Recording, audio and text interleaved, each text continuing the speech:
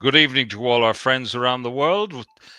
This evening, we're going to concentrate on our good friend Vitor Vicente, who is usually my co-host, but he's going to be the subject of our conversation this evening. Recently, Vitor visited Israel. He arrived a couple of days prior to the escalation with Iran and stayed in Jerusalem until he was evacuated a few days ago via Egypt and Cyprus on an operation organized by the Portuguese Embassy and the Portuguese Air Force. It was quite an adventure these few days, Vitor, and you're going to tell us all about it. First of all, I'd like you to, if you'd be so kind as to give us the thumbs up and to subscribe and all you know what. Good. Let's get straight into things. Vitor, how are you feeling now that you have returned to the Emerald Isle?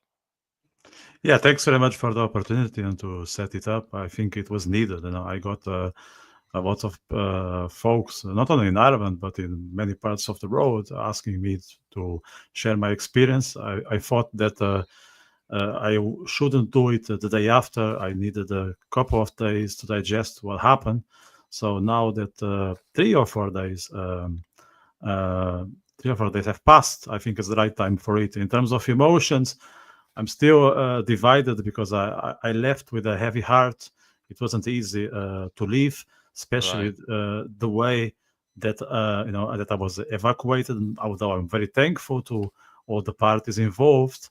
But I feel better now. I think I'm trying to get back to routine, keep an eye on the news, and try to process my emotions because it wasn't easy.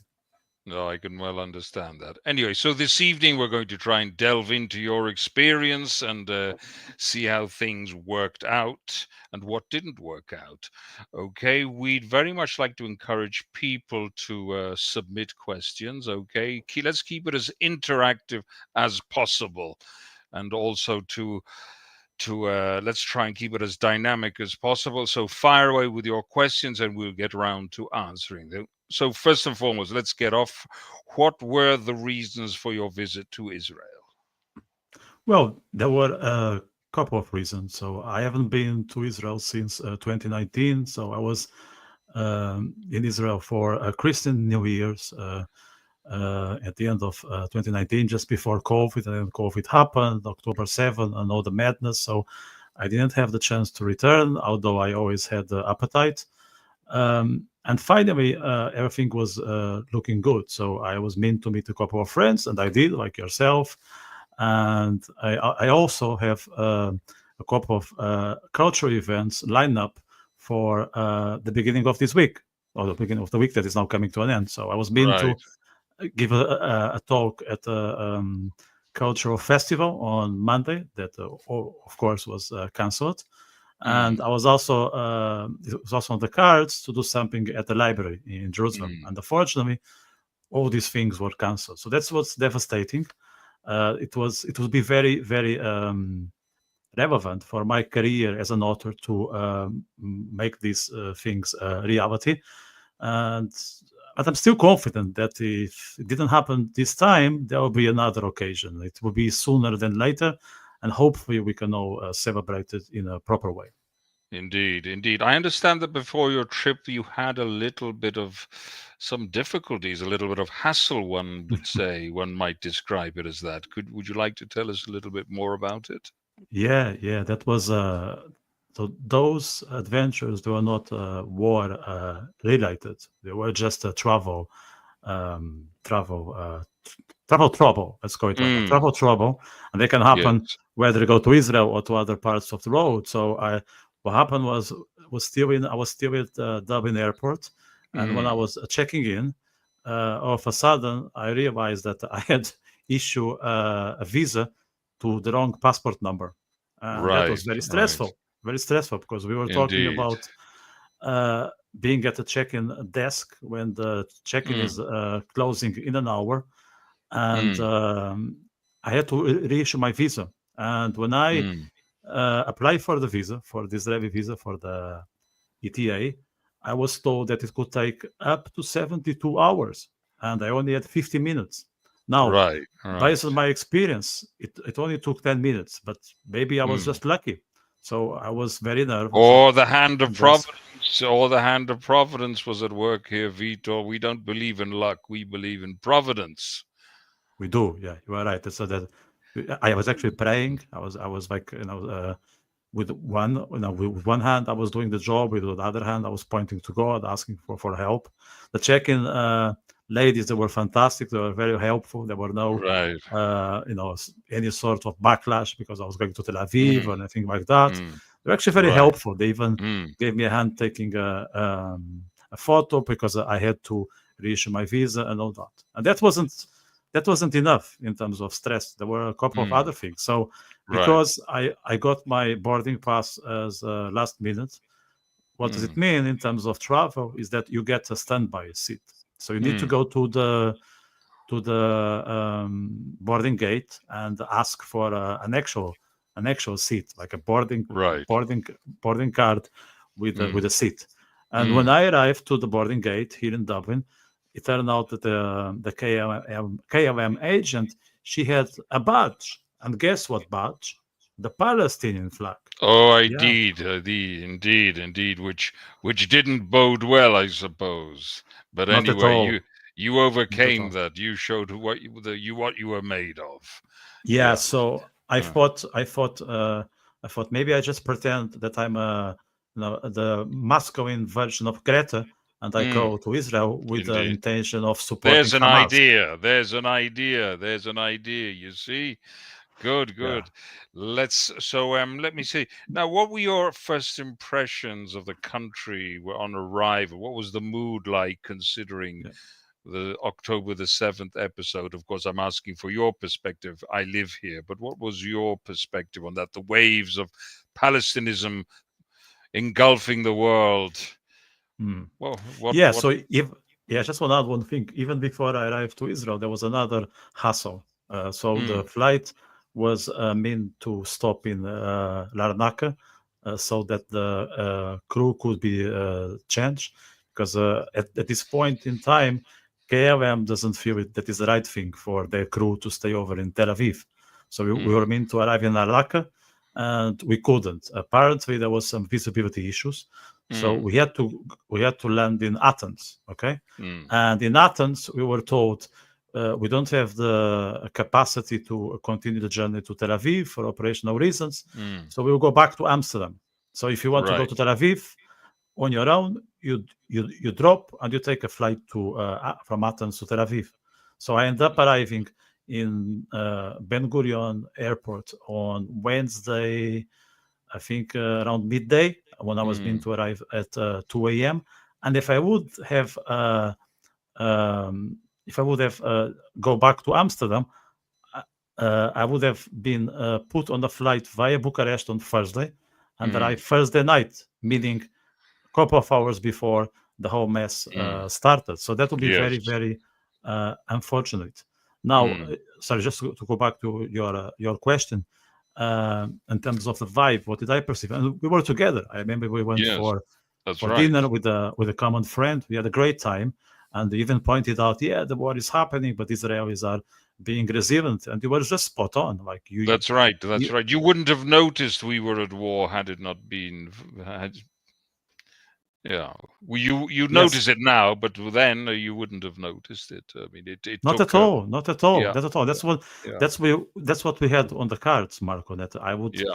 when I would go back from Israel, we will do this, but Mm, the format will be, or the content will be towards Israel as a first-hand experience, that Israel is fighting a war but is capable to deal with it, and the country is functioning.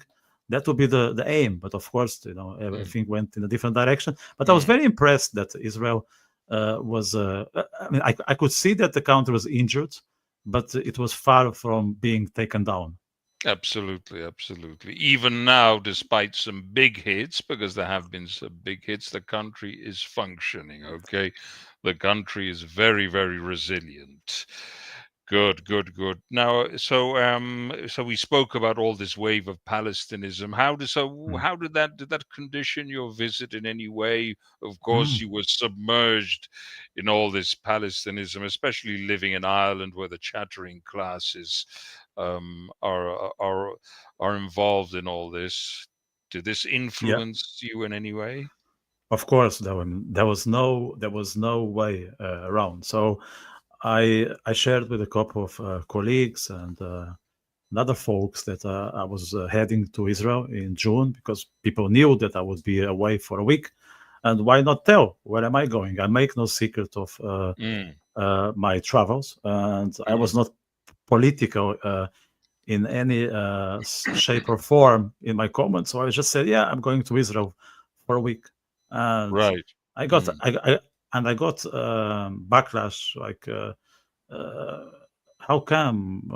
How dare you? mm, yes. What for? Like I had to Mm, justify my mm, own my own life choices, which I mm, think is all down to that. Like it's my free mm, time. I do whatever I want with that, mm, and I decided to spend in Israel. So I justified that I go there because I visited the past. I had a good mm, time. I have friends, and I think that makes a good travel package. No, you go back to mm. the places where Most you certainly, yeah. feel comfortable. No, so Indeed. but even though I was like, no, but Israel is committing a genocide, and you shouldn't give your money to that country if you care about human Mm, rights. You right. are not doing the right thing. Like Mm, they know, and I had conversations with those individuals, and I noticed that when I shared my point of view, which is mostly based in my personal experiences, my interactions with yourself and other people in Israel, they were shocked because they were never told anything mm. near from the insights I provided.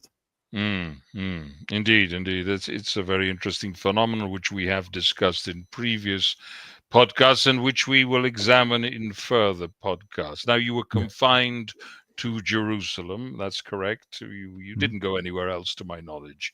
You stayed in No. Jerusalem, except just for the last day when you had to make your way to Tel Aviv for the rendezvous with the Portuguese authorities. So you had been to the old city before. What were your perceptions of the old city this time? Mm, there was not that much of a difference, and Mm, it may be a surprise for mm, individuals who only know Israel from the TV or social media. So they believe that Arabs are being mistreated, they are mm, second class citizens, and all that. So I encourage those individuals who don't have a clue about the reality in Israel to pack and go. Maybe not now, but maybe in a couple of months, maybe right. in autumn or so, and see what I just perceived with my own eyes. And Mm, I would just say that I encounter a good few Arab shops in the old city, okay, who are selling Israeli maps as Israel perceives their own territory, okay. There was no such thing of this doesn't belong to Israel. This is a disputed territory. Jerusalem is divided. None of that. So these were mm, Arabs who are serving Israel as Israel presents themselves to the world. And this needs to be known. And it's not only maps, there were flags, there were all sorts of Jewish and Israeli artifacts that they had no issue to sell. Now you may say it's about money. I don't think it is because in this context, when there is such a clash, they would probably think twice, especially when there are other Arab individuals who could point fingers or even threaten them. So mm, the atmosphere was, I think, was relatively peaceful, given the current day and age. I had a chance to go to the hotel. There were no major things going on. The only thing that we would notice, let's say, in comparison to the previous times I visited Israel, is there was way less tourists, as we discussed yes. in the Yes. past. So you would feel that you are in a country that is not that visited, but I was Mm, aware of the reasons, mm, and that was not shocking. So in that sense, it wasn't bad. As a visitor, mm, you would access the real deal because there were the country is not flooded with tourists. But other than mm. that, it was functioning like Indeed. always. Indeed, and in the restaurant, there were all peoples of all ethnic groups enjoying the restaurant and the service, both serving from all different ethnic backgrounds. The spurious charges of apartheid were dispelled immediately, and you can Yeah, confirm that. Indeed, yeah, indeed. absolutely, absolutely. Mm, mm, mm. Okay, so let's get on to the next question. How did you feel when you noticed that Israel was being targeted? Yeah, so on a personal level, that was Thursday. I don't know what Mm, happened to me, but we all have, you know, uh, mood fluctuations, and mm, I'm no exception. And I'm not I'm not claiming some mm. prediction abilities. So Yeah. don't ask me how the future looks like, but that's a fact that and I want to share. But on Thursday late afternoon, my mood was very low, and there was Mm, no real reason for that. And I was not yeah. aware of the news. It was just on a personal level. I just didn't feel well, Mm, and I remember that I eventually went out in the evening, and I felt bad that I stayed in the hotel for a few hours instead of mm, enjoying Jerusalem harmonious and inspirational mm, vibe. And mm, when I mm, got back to the room, was probably by 10, I think it was 10, 11. I started to check the news, and I knew that the the the attack on Iran was on the mm. cards. And Yes. okay, and I was Yes. like, okay, I'm prepared for missiles. I mean, you and other friends told me that I know you visited Israel in the past, and there was no sirens or anything like that. But this time may be different. Now we were not talking about Iran. We were talking about the Houthis, Hamas, Mm.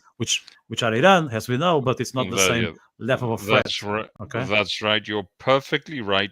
But what I think we should do here at the moment is emphasize that Iran has been attacking Israel for 3 decades at least now via its proxies, and we should never miss an occasion. People see Israel as the aggressor now, but people must bear in mind that the Iranians have been attacking Israelis and Jews all over the world. We need to remind them of the attacks via their proxies in Argentina, at least two major Yes. attacks. And of course, they're sponsoring, supplying, and training of Hezbollah up in the north, and the Houthis in the south, and Hamas in the Gaza Strip. So we should never tire of saying that and reminding people that this attack on Iran was absolutely necessary. The Iranians have never hidden their genocidal intentions with regard to Israel. So I think this is something that we must always emphasize. And thank goodness that we're not in a situation which we were in 80 years ago, where the Jewish people didn't have the possibility of defending themselves. Now, let's continue. So, what was the mood like in the hotel? Well, I think people were prepared. Mm, I noticed that every single guest had the app on their phone, and people right. knew what to do when the thing started. There Yes. was solidarity between the guests. The staff Yes. the staff, by the way, who are at least 80% composed of Arabs. Okay, if That's not more. correct. Yes. They were Yes. Yes. collaborating with us, so let's make it clear. Indeed. Okay, Indeed. they live in Israel, they have jobs, they have a contract, they can feed their families, so they are very, very on our side. Okay, so I want to express my gratitude for their cooperation with the guests. So Certainly. we were never like let down by the staff, Mm, even during the night. That mm. and most attacks happen during the night, Yes. Yes. They as we were there know. for you. They were there for you. They were absolutely helpful. So I want to highlight that. Now, in terms of the guests, so we had, well, I encountered all sorts of guests. There were there was a large group of Germans, Jews, That's correct. Yes, German yes, Jews, and yes. there was also a good few who were attending a Kabbalah conference in Mm, a hotel not far from us. And then there were random individuals like myself who had their own personal reasons to mm, be in the country, and we all get along pretty well. And I think we even built some sort of community, as mm. sharing what you do during the day, what is your personal story, and as Right. the as days were passing, we were all saying, okay, so what's your plan? How Mm, do you intend to go back to your home country or wherever mm, you live? We even mm, exchange like some personal contacts, and that atmosphere I think was helpful because mm, as much as we are aware of how it feels to be in Israel in that context, it's very mm. difficult when it happens to you in person. Like most things, you can see it on social media, or friends can share uh, what's going on in their personal lives. But when it is with Right, you, it is with right. you. We know that, Mm, from many, many angles. mm, So I think we create an important boundary between us, kind of support. We like a support function of each other, and mm, it and that helped a lot. That helped a lot, mm, and there was humor. There was a place for fun, and that's, I think, something that probably we learned from Israelis, and we try to replicate it in our own mm, way. So I think we mm, all admire how Israelis or folks living in Israel deal with the situation. mm, We probably have all friends living in Israel, and we were told this is how you handle the situation. You have to be conscious of what's happening, but at the same time, make sure that it's not overwhelming. And I think mm, most people were very rational. I only saw one girl crying, and it mm, was not at the beginning. I think it was something that started to be too much after, I don't know, three or mm, four sirens. And mm, most people were just trying to be reasonable, and I think they did it mm. pretty well. Right, right, right. Of course, we have many, many decades of experience with this type of thing. I recall the first Gulf War in '91, when the awareness of the missile threat was really driven home. Now, that brings me on to the next subject, the security protocols for visitors. Were they easy to follow? Yeah, very much, very much. Right. The information is available in English. So, for someone who is used to travel and go to different parts of the planet, it's not a mystery. Everything is Mm, very well lined up. What are the steps? What needs to be done in different mm, situations? There was no room for mystery. So I think we're all prepared. The app is straightforward. It's always good, of course, to have a check before you use it, like with most apps. But I think I would say after the second or third siren, I was fully ready to use it, for a long time. I didn't want to, right, but it was right. very, very, very good. So I think we should all praise the state of Israel to provide us provide us with an app that is so user friendly, and that we can all avail and start using it for our benefit. After arriving in the country. Indeed, indeed. We've downloaded we've had these on our smartphones for quite a few years now, and they're very useful. They give us a 10-minute warning and a pre-warning, and then we have the final warning, which gives us a minute and a half to go into the bunker, as it were, which isn't a bunker. What every Israeli house has since the mid 90s. By law, every Israeli house or apartment has to have these reinforced shelters incorporated into their house. What were your impressions about diving into the bunker the first time? Yeah, let's be honest. Like at the beginning was a bit unreal because you read those things. I'm not a big like movie watcher, so Mm. I would relate more to books I read, especially like Second World War and things like that. Yes. I felt I was in some surrealistic situation. Now, what helped me a lot is that I have friends like yourself in Israel, and I see what's happening on a regular basis. So the Mm. fact that I was familiar with the situation, and it was not that strange because I saw people taking photos from Mm. bunkers, people making videos in Yes. bunkers, people running to bunkers, people eating sandwiches in bunkers. So Mm. I thought, That's okay, if right. they could do it, why I cannot? So Mm. that helps a lot when you normalize bizarre situations, then you are more ready to respond and you are less likely to freak out. Because if you saw that Yes. happen with others, why you are not capable? If others did it and they have been doing it for a long time, what you think is now is happening to you, and you will be able to get out of it because others were successful because all they did was following the procedures. Now the bunkers, we had a bunker at the basement, close to the, just side by side to the parking lot. I think it wasn't that small. We were not exactly on top of each other, but I think it had all we need. I haven't heard Mm. any explosion. I know some people did in other parts of Jerusalem, so I never felt in danger, let's say. Mm. But I was happy that the country is prepared to provide protection to the citizens and the visitors, because that's one thing that Israel does.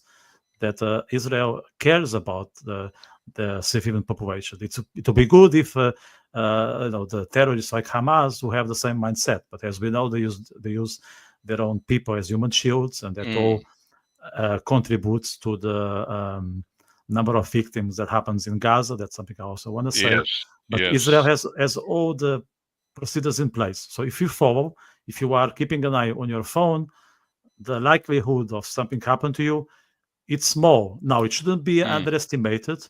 It doesn't mean that we shouldn't just sit down and let Iran develop their nuclear program, because as you just said, the sooner we act, the safer we will, and that's what we want. So it's good that we have the bunkers, but it's also better that the boys are doing their job. So I was proud that while I was there, our fellows were in Iran doing their things. And if I feel stressful, of course I felt some stress, but nothing compared to people who are flying jets in Iran. So Mm. I was just running Right. to a basement. Mm. Is that stress? Yes, but Mm. nothing like people like Mm. healthcare workers, Mm. soldiers, and people who are Pales putting into their lives at risk. insignificance. It pales into Yes, insignificance. Indeed. yes. Indeed. Vitor, I notice you have acquired this aura since you returned from Israel. And I think it has something to do with the fact that you have become a star of Portuguese television and other mainstream radio stations. Please confess and tell all. Yeah, yeah. Look, that happened all of a sudden. Like I've been on national TV and on the radio, but I can count maybe with one hand the times I've Mm. been to both. Okay, Mm. but during the time I was in Israel, which was Mm. altogether 7 days, if Mm. I remember well, I've been to between the national TV and the radio 6 times. So Mm. in short, I was That more explains the often. aura. That explains the aura. That explains the aura. That explains the Mm. aura. Yeah, yeah. Yes. So thanks national TV. So yeah, that was good. And I don't mean as a self promotion or anything like that. I'm happy to be on TV. I like to speak on the camera and all that.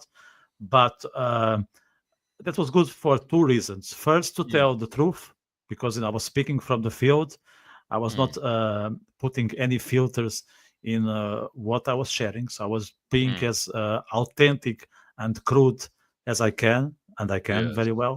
So that was good because we all know that the media is not always capable to transmit what's going on, and often they twist it with bad intention, and for sure not in Israel's Mm. favor.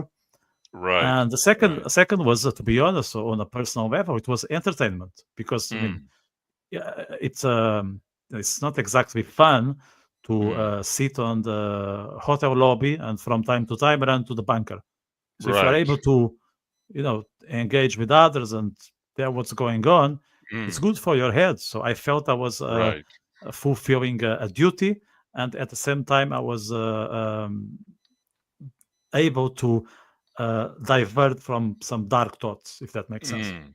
Indeed, indeed.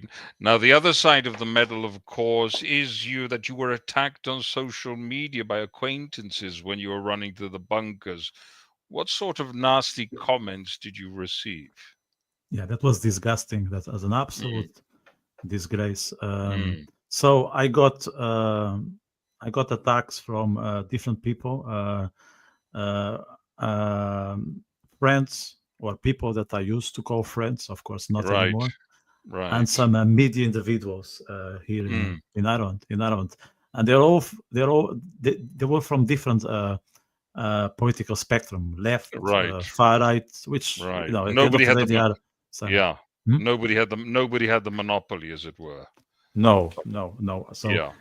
some people are saying that I was taking advantage to promote my brand with what was Mm. happening, which Right.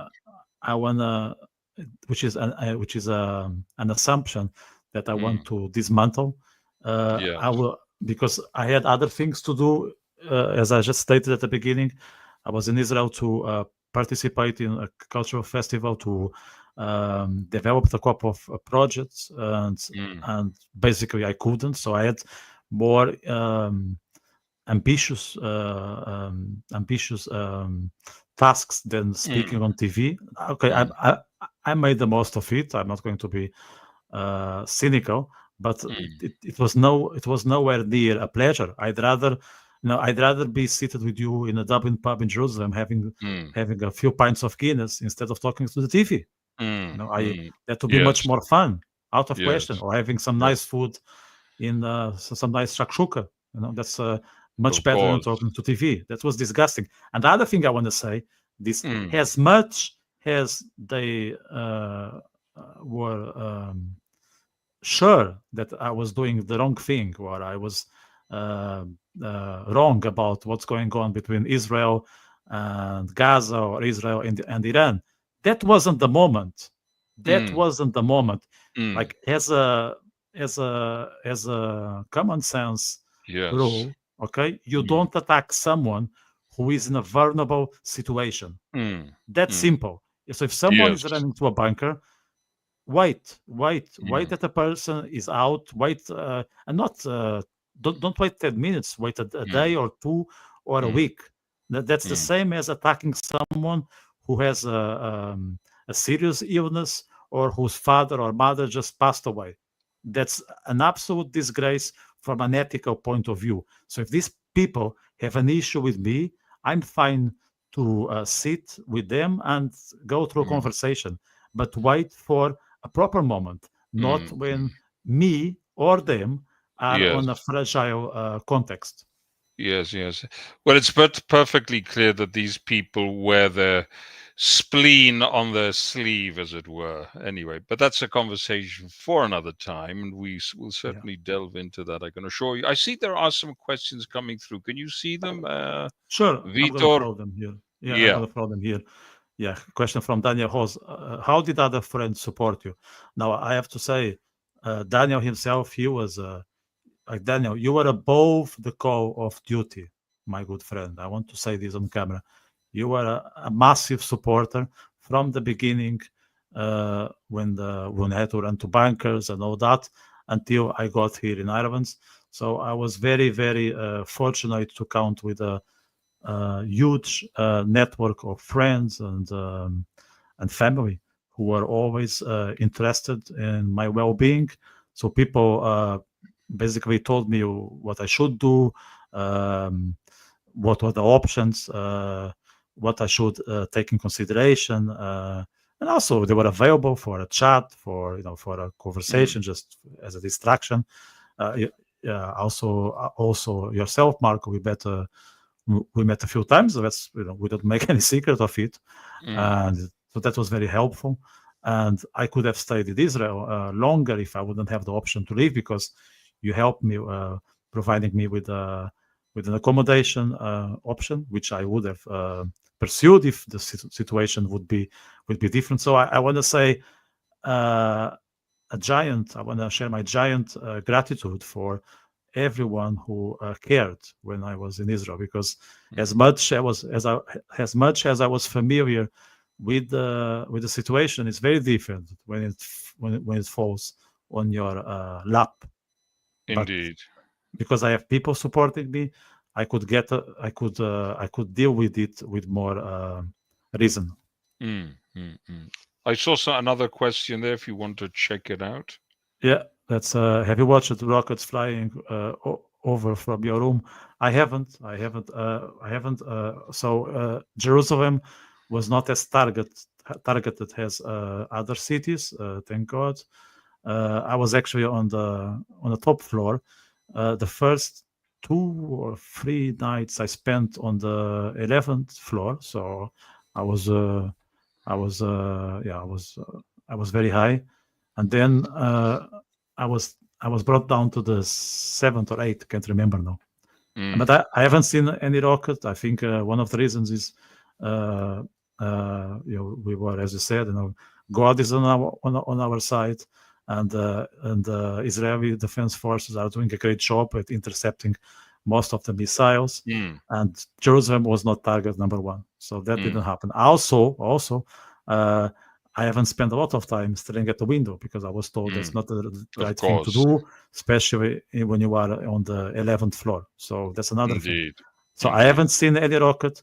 I haven't heard any explosion, but I heard the sirens. That was enough to make sure that I was safe. Right.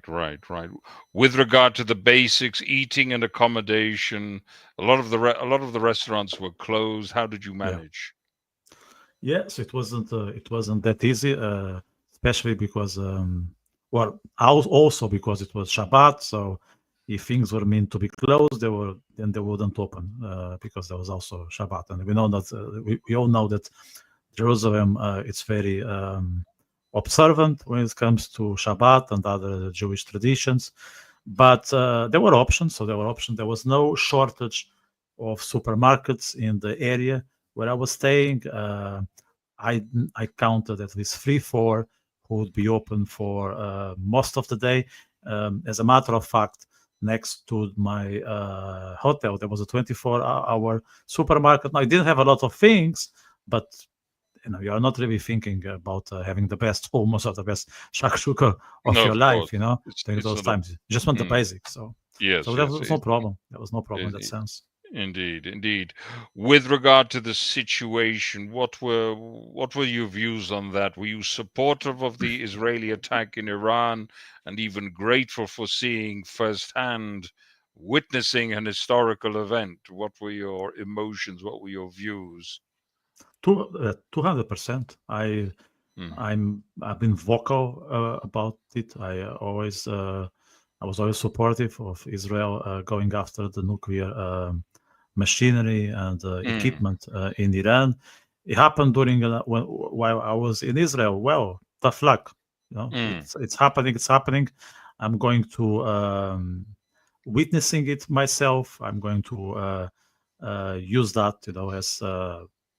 as a learning. Let's say so. That's something that I can perceive it with my own eyes. Of course, I was unhappy for some of my plans being cancelled, but they were cancelled for a reason that makes sense, not because people walk away or mess up. No, it was because the country needs to look after their own population, and this needs to be addressed sooner than later.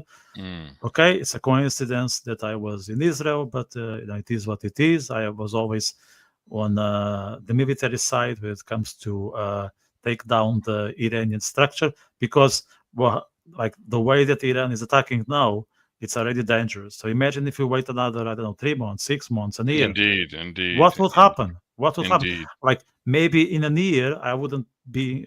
Let's say this happen. This happens in a year. I'm in Mm, Israel. Would I be here now doing this interview? I don't know. mm, I mm, don't know. Or mm. you? Would I be talking to you? We Right, don't know. So we don't right. want that to happen at any cost. So Of course, of course. Now, at a certain point, you realized that the skies were closed. When did you start interacting with the Portuguese embassy? uh, I can't remember the first contact, but maybe it was on day 2 or day 3. So Mm, mm, what I did, I just registered myself with the embassy, which is something that people do, okay, when they mm. travel outside of Europe, not only to Yes. war zones. Let's say people go to Cambodia and they register on the embassy. I don't Mm, because I'm kind of a crazy individual, but mm, I decided, okay, this is going beyond normality, so mm. maybe it's better if I do it. So I did Yes, it. of course. I got Yes. no response, so I decided to ring the embassy because I think at some point I saw Tel Aviv embassy post on Facebook suggesting people to sending them a message or letting them know that they were in Israel. So I Mm, did. They were very helpful. They were mm, always responsive. They never let us down. mm. They never walk away or anything like that. As Right. a matter of fact, while uh, the missiles were coming towards Israel, we would be also advised to stay indoors or Mm, remain near a shelter. So they were, let's say, making sure everyone was aware of what's happening. And that's what I did. So I stayed in right. touch with them. I was Right. also in touch with I also want to say, I was also in touch with the Irish embassy, Mm, who was quite keen in making sure that people's well-being when it comes to psychology, mm, mood. It wasn't too bad mm, given the situation. So they would ring me every maybe every second day. Actually, as a matter of fact, when I was already in Cyprus, they rang me because mm. I didn't have the chance to let them know that Yes. I made it to Cyprus, but so they cared. So hats off Mm, for the Irish embassy mm, too, and the Portuguese. Yeah, so we remained in touch, and they I know that last time that the whole thing between Israel and Iran went beyond the regular, let's call it like that. They also provided people with an evacuation mission. So I was right. confident they would do it Right. again, and they did Mm, it, and they did it very well. right. And how long did it take them to put the evacuation plan together? And how did you feel about it? Yeah. So I think I think uh, I think it took maybe like 24 hours or something like that. So Mm, I was told that I should have my bag ready and ideally sleep in Tel Aviv. And that mm, was, if I remember well, that was Sunday, no? So yeah, that was the day before I I went to Tel Aviv for the evacuation. That was yeah, it's the day before. I can't remember, Sunday, Monday, I can't remember. So mm, they mm. told me, be ready Right. because there's something on the cards. And we want to make sure that we're all packed and you can get on that evacuation journey. Mm. So And they how tell did you? they told Yeah. Sorry. Go ahead. no, no, sorry, go ahead.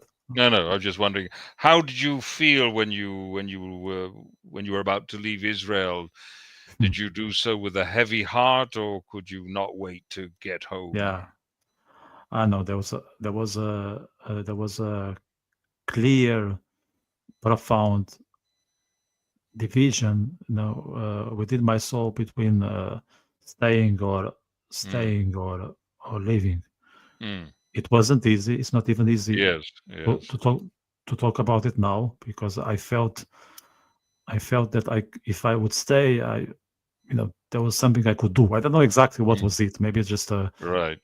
just a personal ambition. Let's mm, put it like that. mm, mm, But end of the day, like I had family here, I had commitments. I was meant to be back on Wednesday, and I did. But mm, probably because I didn't want to live the way I did. Okay, mm. uh, Yes. I would say if maybe just maybe that's just a personal preference. Okay, if let's say an Air Force Portuguese aircraft would be able to take us out directly from Ben Gurion, would have felt different. But the fact Mm, that we were uh, told that the evacuation will happen via Egypt, for me, it didn't sit that well. Okay, it didn't sit mm. that well. Right, right. But we all know that there are issues at the border. We all know that Mount Mm, Sinai is not the safest place on earth, mm. especially especially for individuals like ourselves. So Yes. I was hesitant about it. I wouldn't feel that uncomfortable if I would be given the option of getting on a ship from Ashdod or Haifa Mm, to Cyprus. But that was mm. just when I left. That was just a rumor that at some point Right, there'll be right, ships right. bringing people, and I Yeah. couldn't. I couldn't rely on Mm. things that were just on the air. I had, Right, you know, right. I, I had to accept what was at hand, what was Mm, tangible, and mm. what I could pursue. So Right, that's why right. I left. I left with a heavy heart. Mm, I met. I remember when I met Jorge's husband. I was devastated. mm, I told him like I was my and my face was covered with tears, like literally. mm. I Yes, couldn't handle the idea of yes. leaving the country in that manner.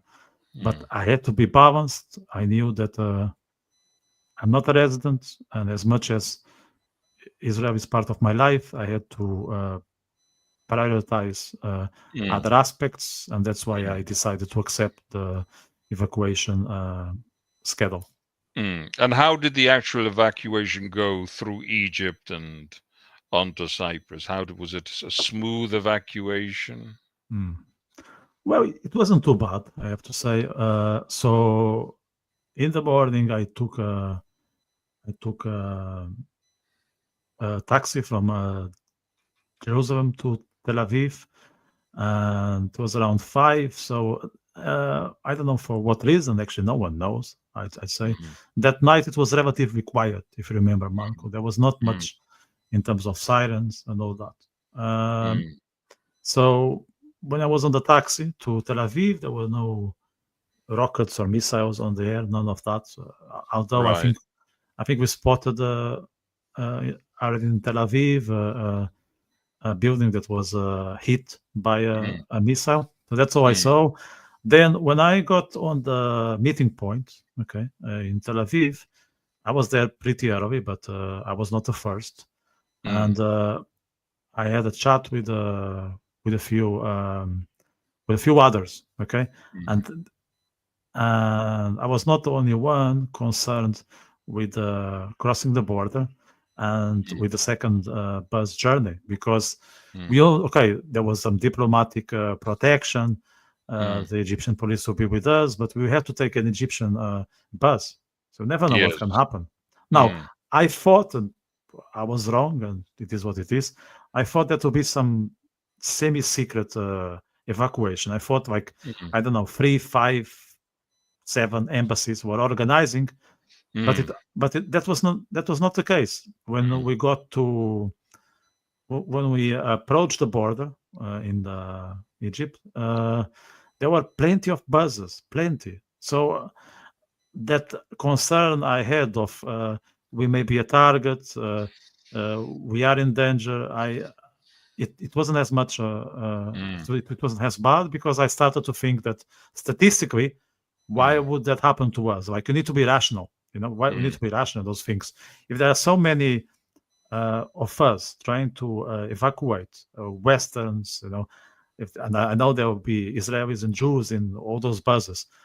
If something goes wrong, why would happen on our vehicle? So that's the thing you need to do. Like you need to be uh, realistic about what's going on, and Right. and understand that it's not only about your bus. There are plenty of others, and then like in terms of the evacuation itself, like other than things that are happening in my head, I think it was there was some. I think people were positive again, similar to the hotel environment. We were supportive. We were chatting to each other. We were sharing stories. Uh, we wanted to know why you were here. Where do you go? And I think that helps. That helped a lot. The embassy was very helpful. The Portuguese ambassador, showed up herself in Tel Aviv to say, "I'm the ambassador. I'm here to wish you a good trip, up to answer your questions before you get on the bus." Then an embassy staff traveled with us, and she was like the evacuation leader. And I think she was 5 stars. I told her that on social media. I told her that on WhatsApp, and I'm happy to repeat myself because I think she did a brilliant job in a very difficult situation. So it wasn't easy, but I think we made it bearable. You made the most of it. Yeah. So was it a relief to arrive in Cyprus and sleep on a military base? That was weird, Marco. That was weird because when we got to the military base, okay, before we were shown the tent, the tent with, I don't know how many beds were in the tent, 20, 30. We were told, okay, before you made your way to sleep, you can tent here on the left, and there is another tent where you can get sandwiches and water. Okay. Yes, right. And I felt, I mean, I was eating, but I was like, I was trying not to be emotional, not too much. But and there were many Jews and Israelis, and I felt like, this is happening again. Happening again. Like eating sandwiches and water, expelled, some sort of explosion, Sort of a or deja kicked vu, out. a sort of a Yes, deja vu experience. Yeah. yeah. I felt it that way. I felt it like this doesn't sit well. That because I looked around and I gazed at others' faces, and I felt like, why again? Why again? Like Right. I sitting on the tents and maybe okay, we are being looked after, but we were like refugees, Yes. kind of thing, and that didn't sit well. That didn't really sit well.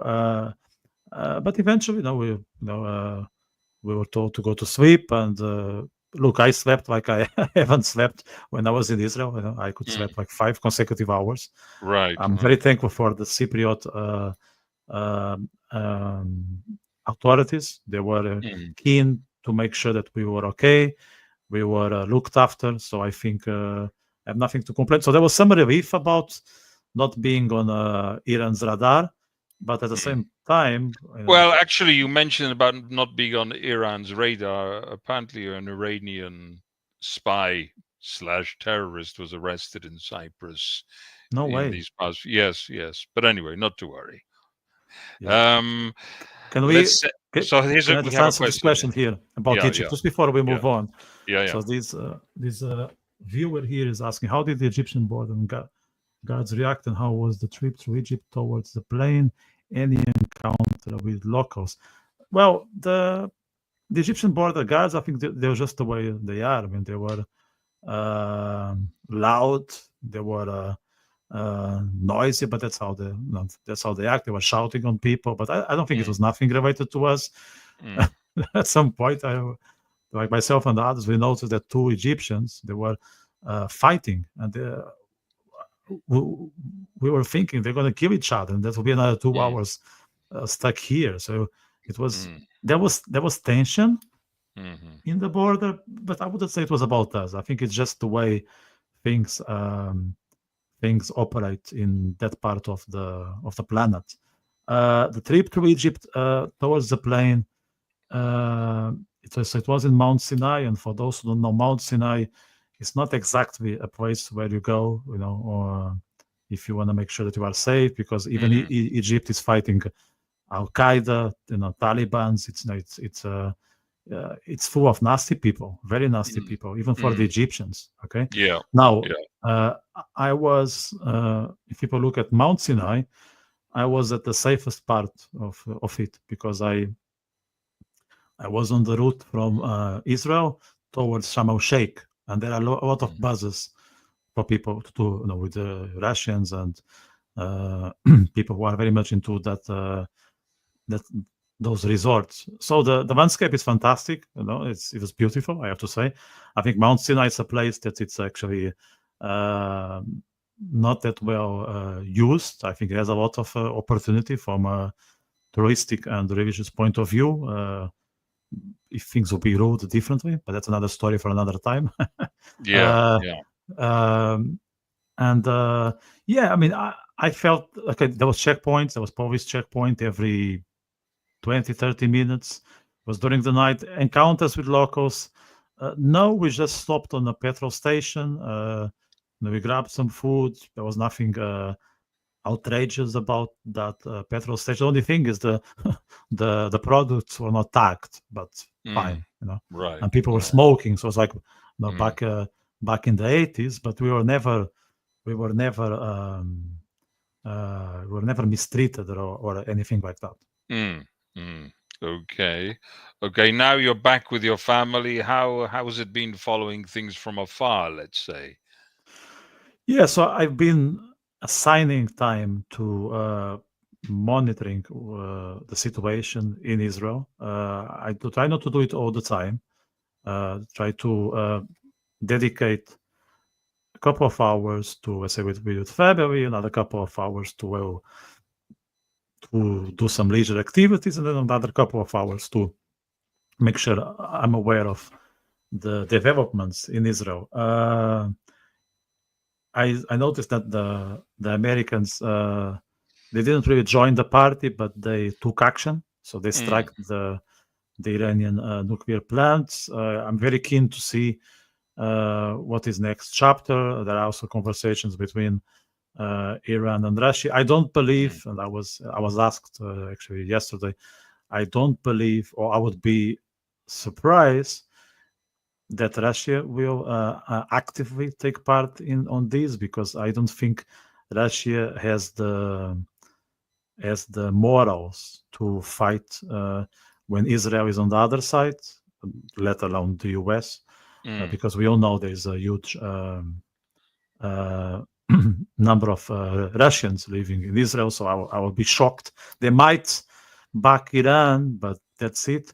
So it's like I decided the first 2-3 days I wouldn't be too much in top of what's happening. I wanted to digest my mm, personal emotions, and I think from tomorrow, no, tomorrow is Monday, I will probably decide what to do going forward. Like, uh, how much I want to get involved. Of course, we have this podcast and all that, but I want to really utilize what happened. The mm, fact that I was there to, you know, to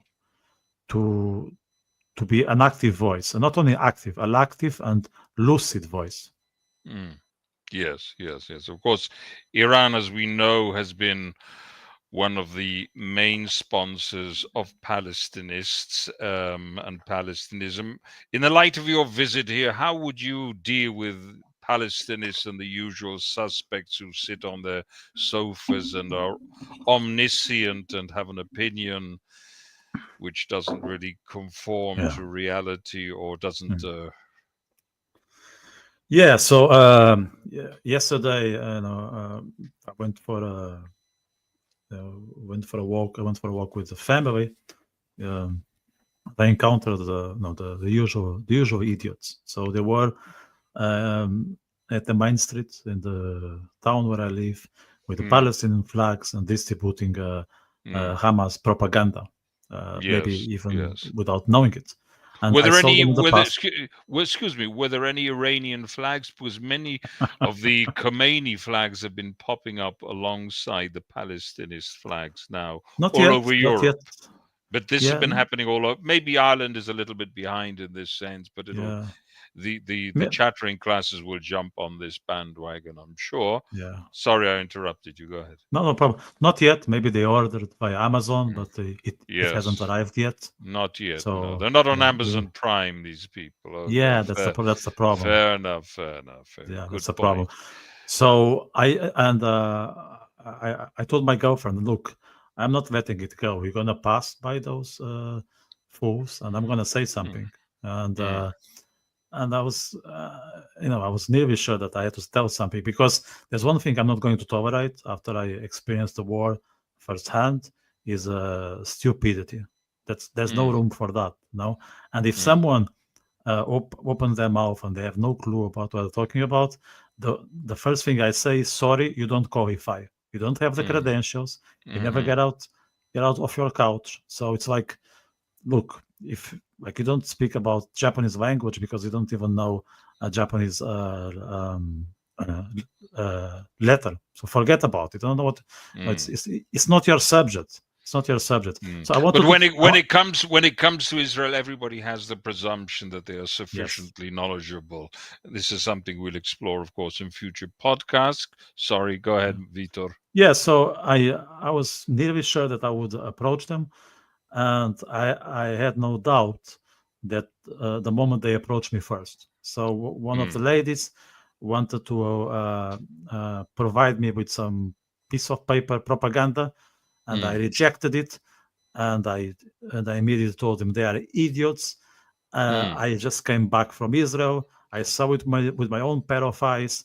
Before making a fool of themselves publicly, I mm, encourage them to pack and visit Israel as soon as possible for the sake of their reputation. Okay, mm. so that's Indeed. all I said. And then, funny thing, and that's what I say. One of them said, "Oh, but I've been there." I was like, "Okay, cool. I've been there. Cool." Oh, and she said, because I'm Jewish. She said, Mm, yeah, she said it, and I answered back, how do you know I'm not? And mhm, she said, oh, you may well be. And I just told her, mm. then if you are Jewish and you stand for this, you are twice of an idiot. And I left.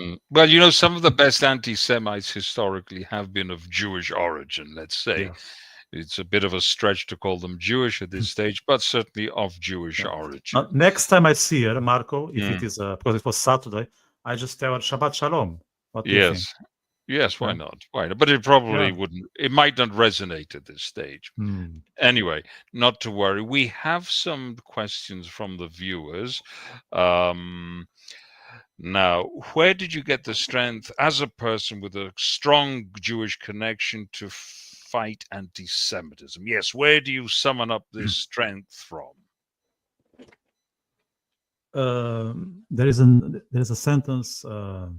There's a sentence from a German philosopher Nietzsche, who says, "He he who how is it? He who knows the why can bear anyhow."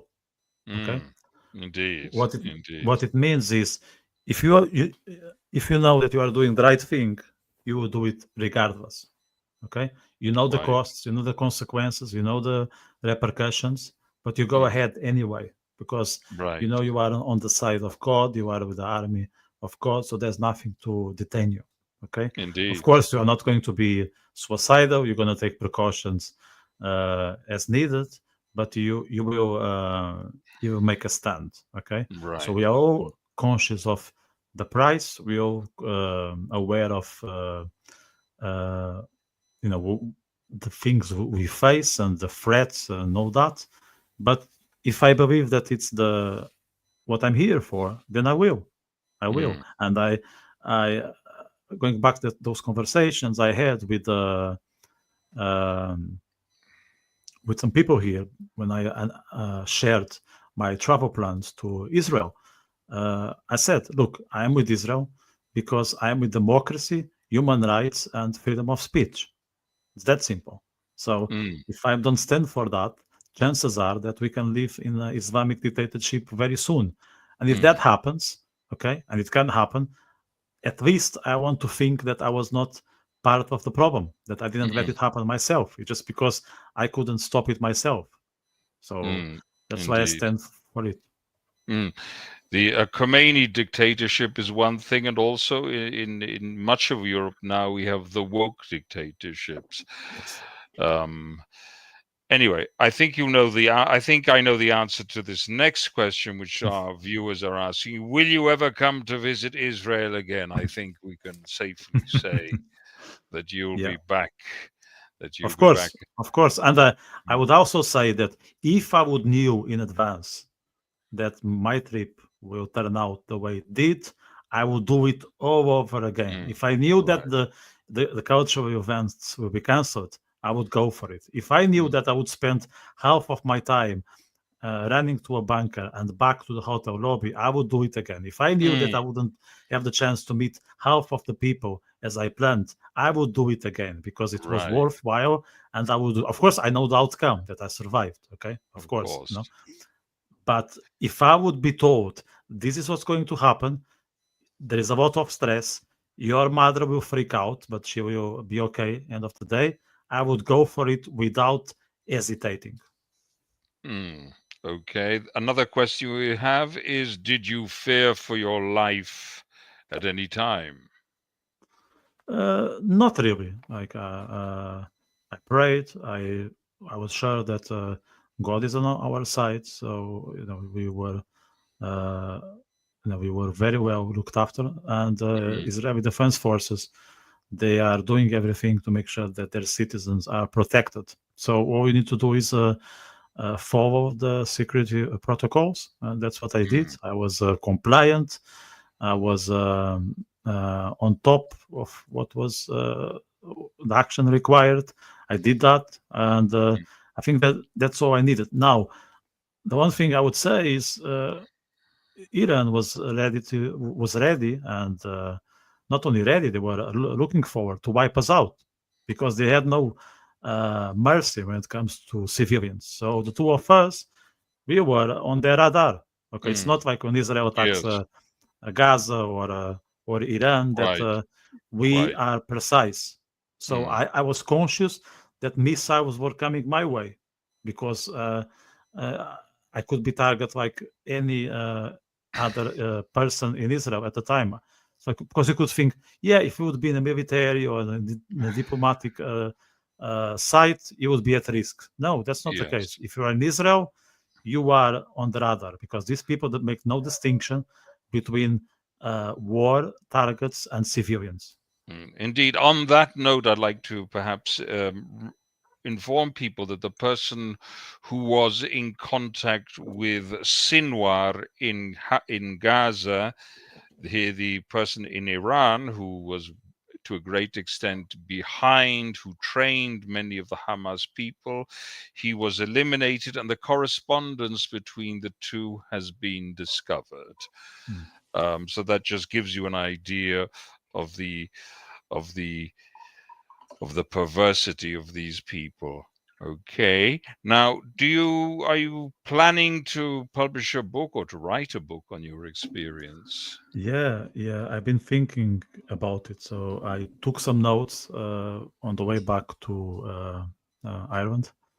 Mm, I'm still considering what I'm gonna do with it. I could, yeah, I could turn into a book or some sort of diary. mm, That's something I have in mind, or I can do a. I mean, we are doing this, which is part of indeed. the material I collected. A book maybe it's not a bad idea. It's not a bad idea, and Mm, because we all need to put our efforts to raise awareness that the message is transmitted correctly. So I think indeed. that's part of my duty to tell what happened, and perhaps writing, which it's something that I've been doing Yes. for 20 years. It's something that Yes. I should explore. I just need to find the time and the headspace. But let's see the upcoming days. That's maybe it's something that I can pursue. So let's see. Right. Right. Right. Right. Very I've got good. to Nice thank you here comment there. from yeah. Thanks, Evelyn. Yeah, thank you. Okay, very good. Thank you, Evelyn. Another question we have is, what would your solution be to the ongoing problem between Israel and Iran?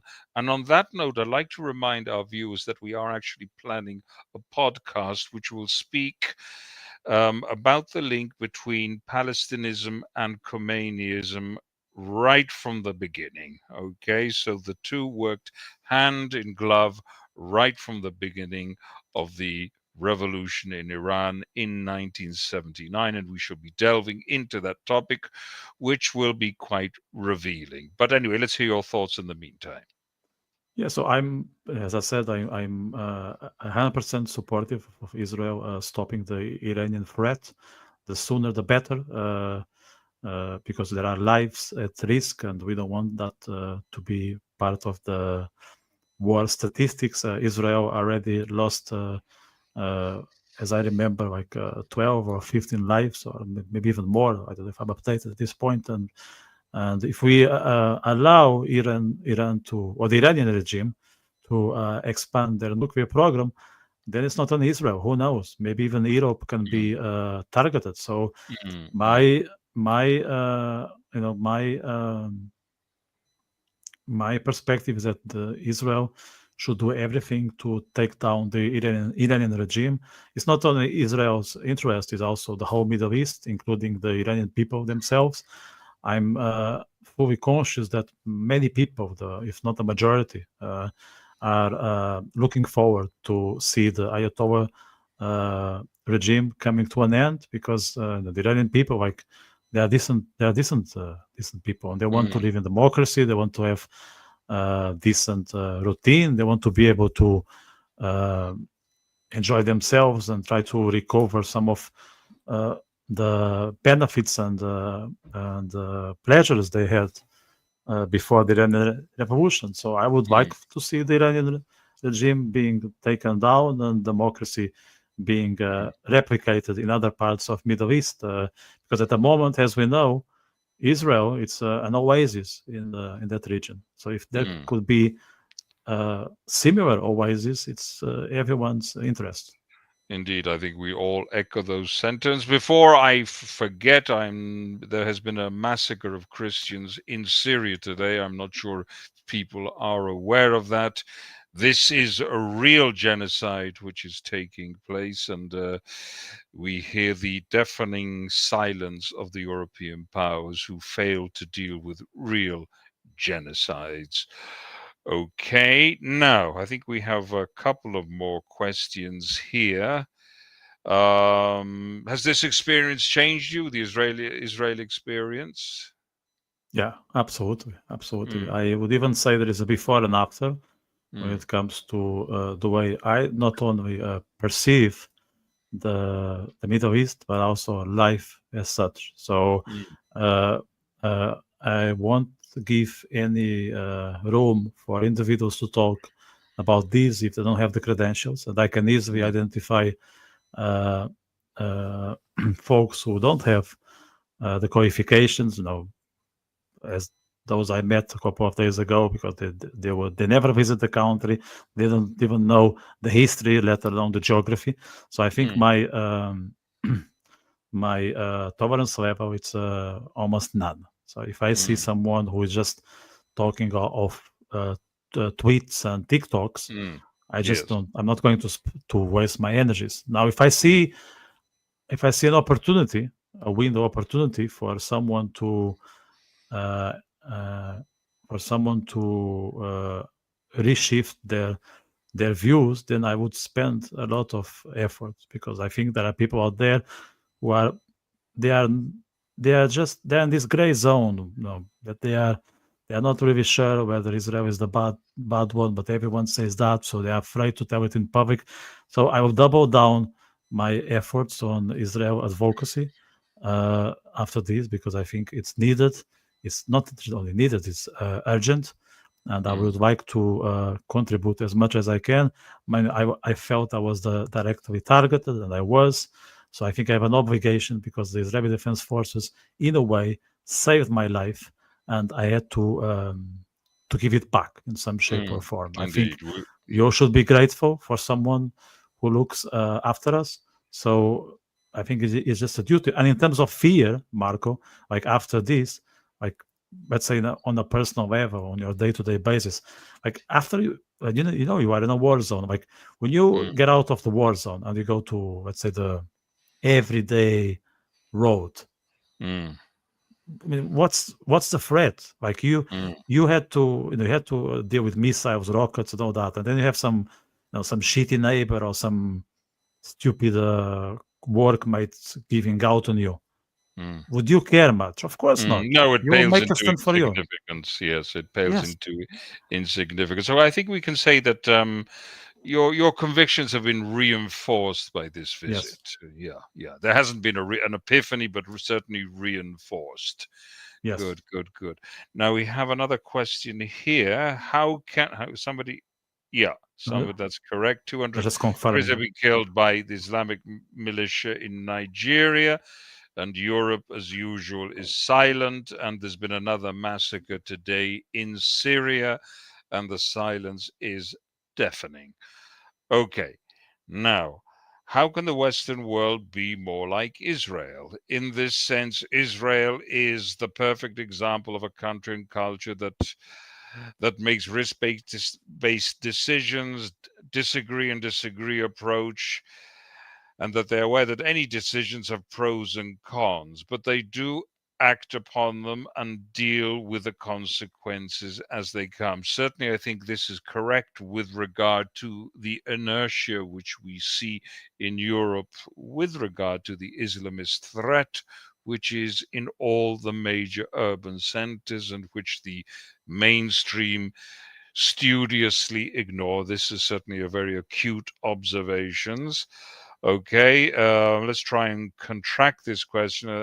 And they agree a lot internally, but when it's needed, they come together and do what needs to be done. Meanwhile, Europe is fearful, cowardly, and sinking under the weight of overthinking. Yes, this is certainly something that afflicts Europe, sort of an incapacity to photograph a situation, over analysis, not understanding when a threat is imminent and making excuses for the potential perpetrator of the threat. This is a very acute observation. Can we learn from Israel, or I with think these we can.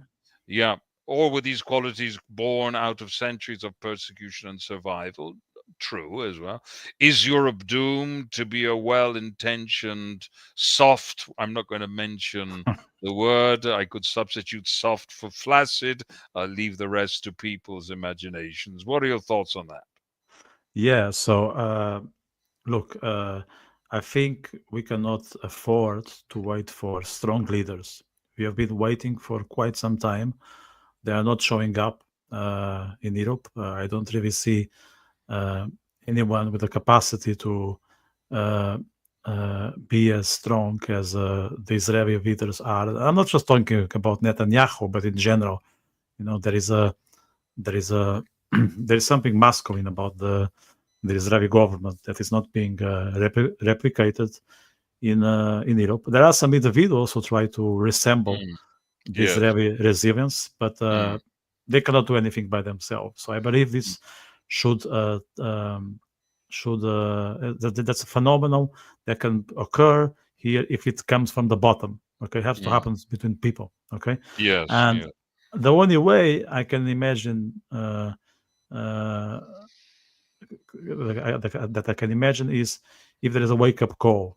Mm, Unfortunately, the wake up call can be civil war. Okay, that mm. we can see, like let's say the England, Painful. for instance, Yes. Yes. painful. Yeah, Yeah. maybe Yeah. some sort of civil war, but like going back to England, like women or not even women, teenagers were gang raped, and Mm, people are afraid to. Uh, People are afraid to go to certain areas in mm, uh, different parts of England because mm, there are Arab almost Arab police doing whatever they want. They are even mm, applying Sharia law. mm, So I think something very nasty needs to happen. Maybe not only in one country, maybe not just in England, but I know in a Mm. few, and perhaps at the same time that we can put our our thoughts together and then take action. Now I don't. Now I know that Europe is not the Middle East, and that's an error that Europeans do, or Americans for that Vitor, case. Europe has imported the worst of the Middle East. And that is why I believe we are heading for a civil unrest slash civil war scenario, which I believe is already happening, but is being studiously underreported. Yeah, absolutely. Yeah, Yeah. absolutely. So it's a matter of time that something will go very wrong here. Maybe it's already taking place.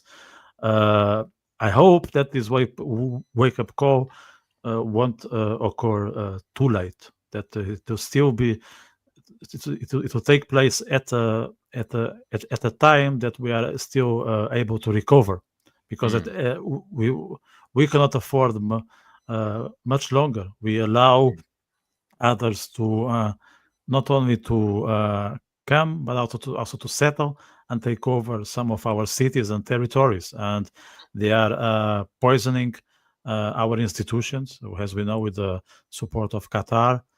They are misinforming the population, and the other issue is that they can outnumber us very soon, and then how can we fight back if we are less, and not only less, we are weaker? mm. There's less conviction with Yes. the loss of a sense of identity, which is dissipated and being deliberately eroded over the course of the years. And they're faced with countries like Ireland are importing immigrants with a strong sense of religious identity, which is all too often of the jihadi slash Palestinist variant. What are your thoughts? Yes, yeah. It's absolutely right. The fact that we don't know who we are uh, put us in a fragile situation, because if you don't know, if you're not aware of your identity, your culture, your civilization, why do you fight? There's nothing to fight for. No, Indeed, there's indeed. nothing to defend. If you don't realize that there is something about you, why would you make a stand? It's Indeed, no. indeed, They, and there's they, a they, there's a conscious act to disorientate people as well. There's a yes, yeah, and there's the issue is that they sell this disorientation as a sort of freedom. And now yes, you can do anything you want because we are all fluid. And today I'm a giraffe, and tomorrow I'm an mm, elephant, and it's mm, good because there's no that's right. limitation. So we can all have fun, and maybe we Right. have fun, but you Mm, cannot have fun for a long time. Fun doesn't come without responsibility. Fun has its own place. It's necessary, but it's not something that you should get busy with for the rest of your life. Fun mm, has its moment. Like I was saying, work by blocks. Now you do this, now you do that. But it's now it seems that it's all that we are here for, just to mm. you know just to do silly things. Good, good. On that happy note, any closing thoughts? Well, what I would say is that I'm grateful for being given the experience of visiting Israel in these tough times. I know it was not the trip I had in mind, but it turned out to be a lesson. I experienced things that were stressful, but uh, maybe they would be of benefit for my personal life in the future. So I will implement them in the different areas and aspects of my routine. I was already cheering for Israel, as I cheer for any democracy, for any country that champions human rights and freedom of speech. So I really think that, and I want to reaffirm that Israel, it's an oasis in the middle of not only a desert, but in the middle of chaos. And we have a lot to learn. We have a lot to learn from the way that Israel is deal with this. As a matter of fact, I think it was like the fourth or fifth siren. I was at my room when it sounded. So I went downstairs to the lobby, and I was hungry. So I was very happy that everything went well. That I could just that, I could just go across the road, get my sandwich, eat my sandwich, and go back to life. Actually, I was just asking that at least I will have time to finish my sandwich before going to the bunker, with a sandwich on my hand. At some point, you just make fun of what's happening, because what else can we do when you are on the radar of the devil? Right, right. Speaking of sandwiches, food in Israel is pretty good, isn't it? That's a little bit of levity here. Yes, yeah, but I have to say, on that note, this trip was not as good because I was eating like, takeaway pizza sandwiches. Was on a gastronomic level, it was way under the Yeah, the yes, expectations, but that's fine. right. But guys, like, I've been to Israel. This was my seventh time. It's it's fabulous. It's fabulous, and especially if you like vegetarian food, it's heaven. Which is not Mm. me, but I want to tell others. So if some vegetarian person is there, make your way to Israel. Yeah. Good, good. So, on that happy note, Vitor, I think we can draw this little podcast to a close. We hope our viewers enjoyed it, and they'll join us for future podcasts, which we shall be publicizing, advertising in the coming days. Yeah, and make sure, guys, you subscribe, because we'll be here every Wednesday. That's also important. And share if you haven't. If you know someone who watch it and they're into this topic, share, because it's always good to spread this as much as we can. Indeed, share and spread the word. Good. Correct. Yeah. Good. Thanks, guys, and talk soon.